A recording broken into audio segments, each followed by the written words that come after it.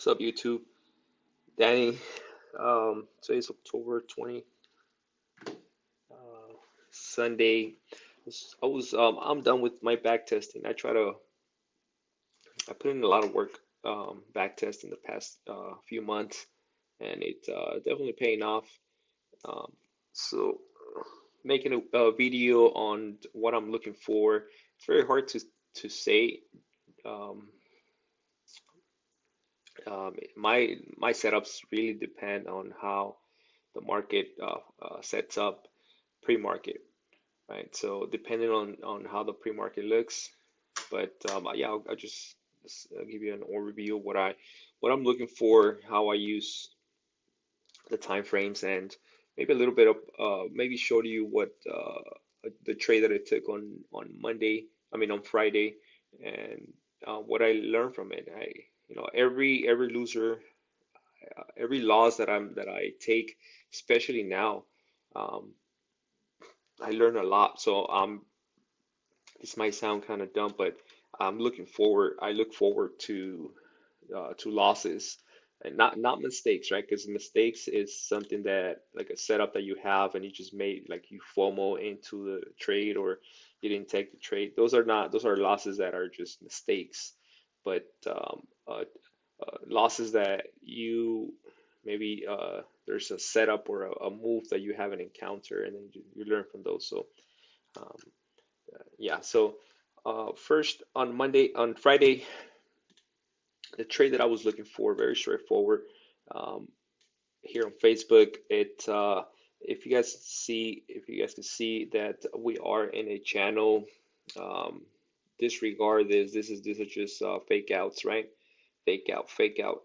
And then this time here, it looked like it was going to keep pushing down, but then it came inside this channel and then it pushed up. So that's why I was in long bias, but it was kind of obvious that it was going to come and touch this. So Thursday came up, and we had a small doji candle here, and Friday, um, I knew there was going to be a big day.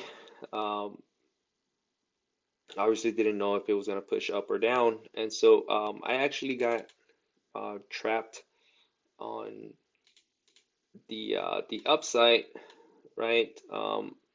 We had this wedge, but this is a breakout. This is a typical place where there's certain breakouts that I play, and this like this breakout here that I took on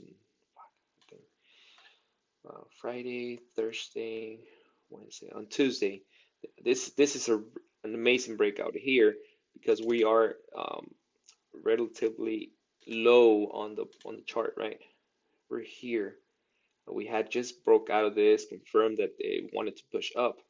But a breakout here, this is where most people see the breakout. A lot of people don't see a breakout here, but they do see it here.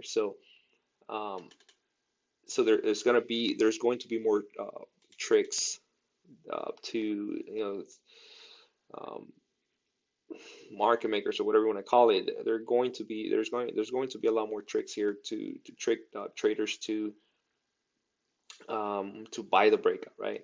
And this is what I'm talking about as far as like I went back this past 2 days and see how many times when every time this forms here, right at the highs of any major breakout level or the highs, right? Lows and highs. How many times is it going to do this? Can I find a way to avoid this? When are the times where it's okay to buy a breakout here? And I came up with the answer. Um, very, it was kind of challenging, but I do have now I have statistics to know when and when not to buy right up here, right? Because and more often than not, it's don't buy it, don't freaking buy it. So um, moving forward, I actually was waiting. I didn't have this information um, Friday. Now I do, so I learned from my mistake, and it wasn't really a mistake because I actually bought. right here. I bought right here, and as it pushed up, I covered a fourth of my position, and then the rest I got stopped out. I got stopped out once I realized that this was a breakout, fake out. I started shorting right here with my stop right up here, and then I added, which this was a really bad entry here, and I mean, makes sense, right? When you have speed and distance into a major level of support, there's going to be some sort of profit taking and or buyers here. So uh, so enter short, so enter long, cover a fourth, stopped out, and then enter short, stop right up here, and I added, I stopped out this position here, this on this candle, because I didn't know how far it was going to go up. I was I stopped out and I was waiting for it to come up here or a rejection. So as it come up, I add it here, and then I cover, and then my last cover was down below here. And obviously, I mean, this thing pushed all the way down. But the takeaway for this is that it opened up my eyes to see and find a way of to avoid this, because this happened very often, and this is where most traders get trapped, right? This is an obvious breakout here. So even though there is an obvious breakout, and what is the difference between this and this? There's a lot. There's a lot, and obviously not here because you're able to see it. But there is, you're not able to see it here, but there is a big difference in terms of the bigger time frame, right? And I mean, I could go into detail, but that's not going to, it's just too long. But yeah, that was the trade um, for Friday. And let me see if I don't have the, let me see real quick. I don't have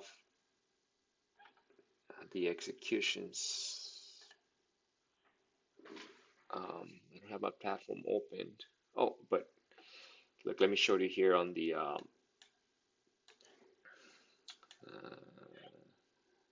right, long here, cover some, and then um, stop, actually cover, reshort it, short it, stopped out, short it, and then cover. Right, that was a trade. Lastly, let me just show you guys. No, maybe some other day. I'll go over my spreadsheets and how I do my back testing and all. So maybe this coming week I'll do a video if you guys are interested on how I back test and how I track all my setups. All right, guys, later.